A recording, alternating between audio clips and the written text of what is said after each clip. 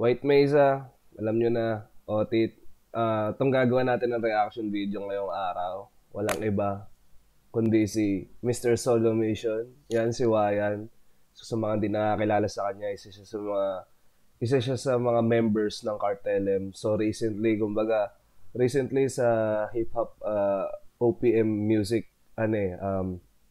medyo, eto na, kumbaga naririnig na ulit natin yung mga miyembro ng Cartel M, no? Noong nakaraan, nakita natin si Wavier dun sa na feature dun sa kanta ni Sika na Bulletproof, nakalalabas lang din. Actually, yun nga yun kung yung March 15 na yun, kumbaga talagang feeling ko talaga pinag-usapan nila yung araw na yun na sabay-sabay silang nag-upload ng music video, no, si Gaspari, si Sika, tapos yung Gengoland ni Supaply, tas eto Man in the Mirror ni Wayan. So alam mong talagang para sa akin, feeling ko pinag-usapan talaga nila yung release date na yun na magsasabay-sabay sila yung release. So, hindi ko na patatagalin, Man in the Mirror, Wayan. Let's go.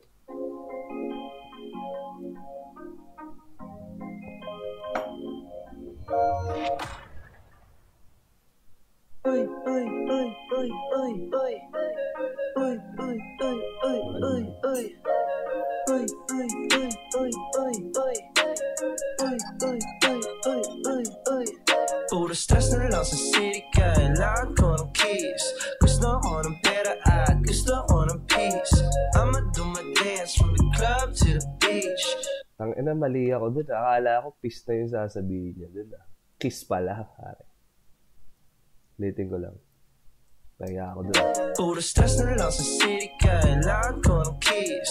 Gusto ko ng pera at gusto ko ng peace. I'ma do my dance from the club to the beach. Yes, I love, but it's fuck the police. Kasi di naman ako angel, di naman ako angel, di naman ako angel. I'ma do my dance from the club to the beach. I'ma do my dance from the club to the beach. Talking to this lady, I said I need you. Then I bust a nut and I suddenly had amnesia. Di ako si Solo Mission, that girl di kasi Misha. Di rin pa si Mr. Right, pasensya na mali ka. I'm sorry. Todo mas ka salbahe, umi-skirt sa Maynila. Boss, di adjust, may papel ka lang sa tila. Rapper, vo, model, yun akala nila. Nasa salaman, wala. Puro stress na lang sa city, kailangan ko ng keys. Pause ko lang saglit. Actually, itong music video, ngayon ko palang napapanood yung music video nitong Man in the Mirror. Pero napakinggan ko na siya nung nirelease ni Wayan yung album niya, yung audio. So, kaya familiar na ako. So, yun nga, eto lang, kaya na to nakakatawa lang tong visuals, no, yung music video. Kasi alam mo yun, the while na pinapakinggan ko yung audio nung nirelease tong Man in the Mirror or yung album niya in general, nung pinakinggan ko yung album. Tong kanta na to, alam mo yung, habang pinapakinggan ko siya, kaya nakakatawa. Kasi, ito yung parang napipicture out ko na visuals, na music video, yung fun lang, na, alam niyo, sobrang witty, sobrang creative nung music video. Na masaya, ganon. Kumbaga, sobrang, parang, ano ko sasabihin?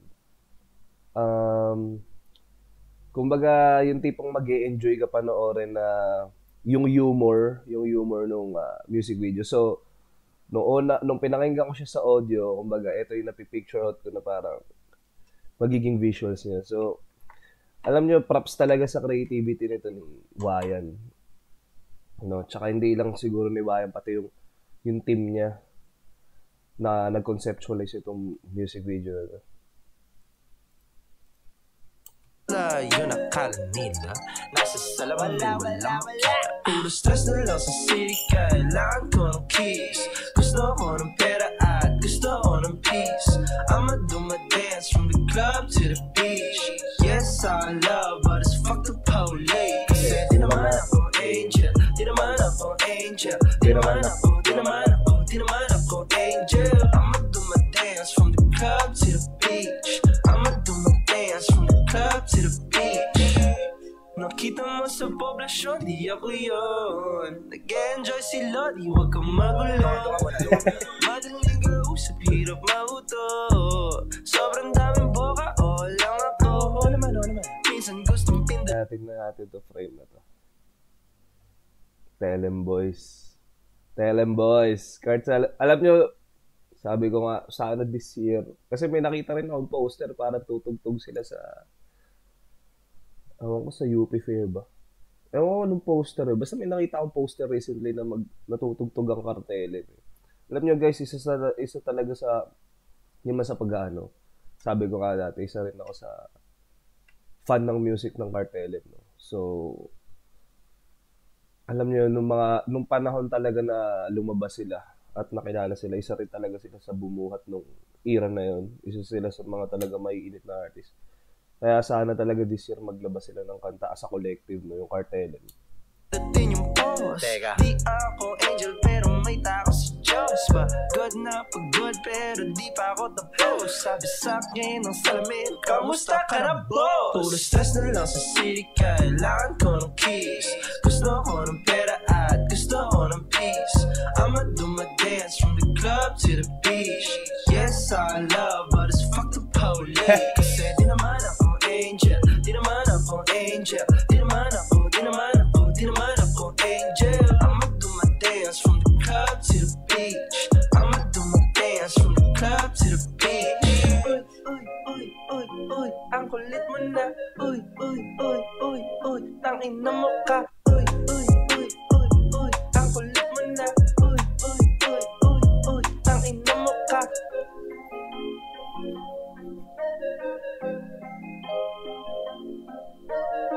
I'm starting with the man in the mirror.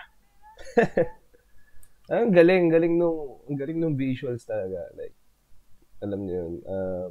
Wala akong masasabi. Sobrang galing ng bumuo nito ng concept na to. I mean, kumbaga sabi ko nga dati, di ba?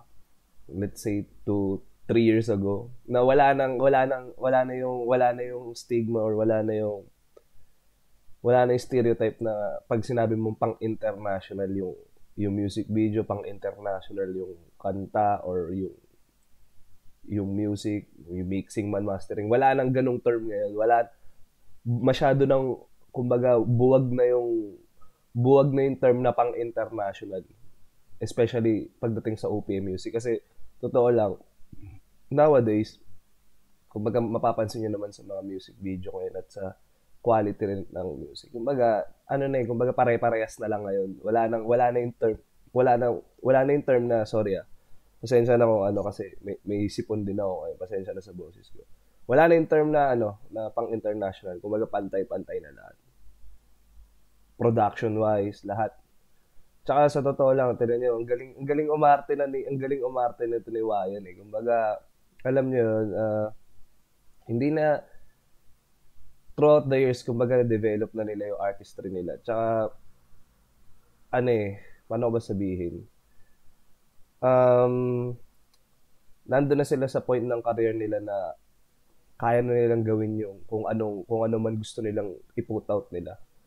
Kumbaga, as in, nakikita nyo na yung full effect ng mga artists. Kumbaga, yung kung ano yung personality nila. Tsaka tong si Wayan, tulad niya anong sinabi niya sa verse niya, di ba? Parang, madali siyang pakisamahan pero kumbaga hindi mahirap siya mauto. Yun yung kumbaga pag tinignan mo si Wayan to, hindi naman tayo magano. Pag tinignan mo si Wayan sa first impression, kumbaga parang hindi mo naman siya akalain na alam mo yun, kumbaga yung itsura ni Wayan kumbaga hindi siya yung typical na mga artist na yung dating niya, yung branding niya, na alam mo yung masyado seryoso, hindi. Pero at the same time, na kumbaga sobrang warm ng personality niya at easy to get along with siya. Pero kumbaga, to guys, galing sa streets to, hindi nyo magugoyo basta-basta tong si Wayan. Parang ganun.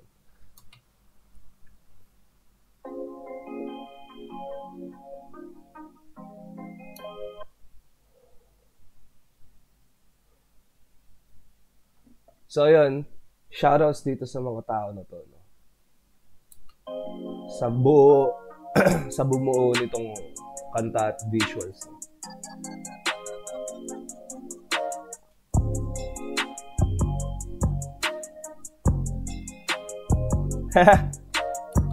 Okay din yung post-credit scenes niya. Yung mga ano siguro mga sponsors nung nung project.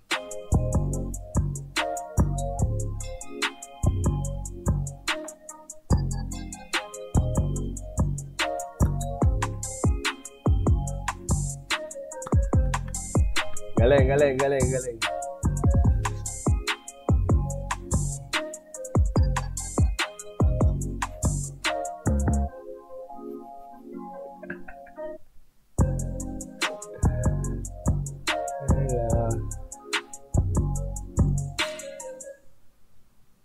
So, yun, guys,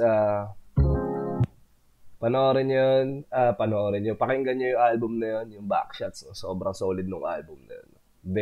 Kumbaga, very wayan. Kumbaga, kung finalo nyo siya throughout the years. At sa style ng music niya, yun, mas makikilala nyo si Wayan dito sa Backshots. Basta, iba lumetra si Wayan. Kumbaga, mabubusog kayo sa OPM music ngayon kasi kumbaga mostly ng styles maririnig nyo na rin sa OPM hip-hop music. So, yun. Siguro next nito, punta naman tayo sa, dahil nga sabi ko nga, diba? Yan nga, nagbabalik ang Cartel M. Next naman ito, siguro expect nyo, i-upload ko naman yung reaction video ng Gengoland. So, abangan yan. Yun, medyo feeling ko aabutin tayo ng mga 1-hour reaction video dun dahil nga parang 20 minute na short film yun. At rin, kumbaga parang may mga snippets din na mga kanta ni Superfly dun sa album na nirelease niya rin. So, yun, maraming salamat ulit sa mga patuloy na sumusubaybay at nanonood dito sa White Mesa. Alam nyo na kung sino kayo, lalo na yung mga day ones. So, yun, maraming salamat, 6K plus subs na tayo. Maraming salamat at maraming salamat din sa mga sumusuporta doon sa music channel ko. At kung di nyo pa pala napapakinggan ito. Baby girl, ba't ang ganda mo naman? Ginawa ka yata sa gabing pulang bilog na buwan. Ang sabi niya sa akin, babe, ang angas mo naman. Uy, hindi sakto lang, yun ang linyang binitawan. Tingin niya sa akin cool, so I took her to the pool. Di mo natatanong kapag tumira to sa pool. Di mapigil rekta sisiding, hindi ka mabibitin. Baby girl na mahiyain, dapat lang na kinakain. Binibining mahiyain siya nung aking kilalanin. Naghihintay ayain, kalabit sagot niya sa akin.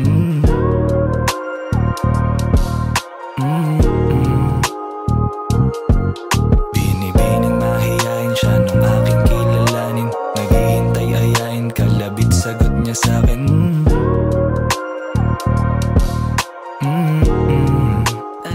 So kung nagustuhan nyo yung mga gawa ko, yung mga original music ko, punta na lang kayo sa music channel ko. Kung di naman, walang pilitan.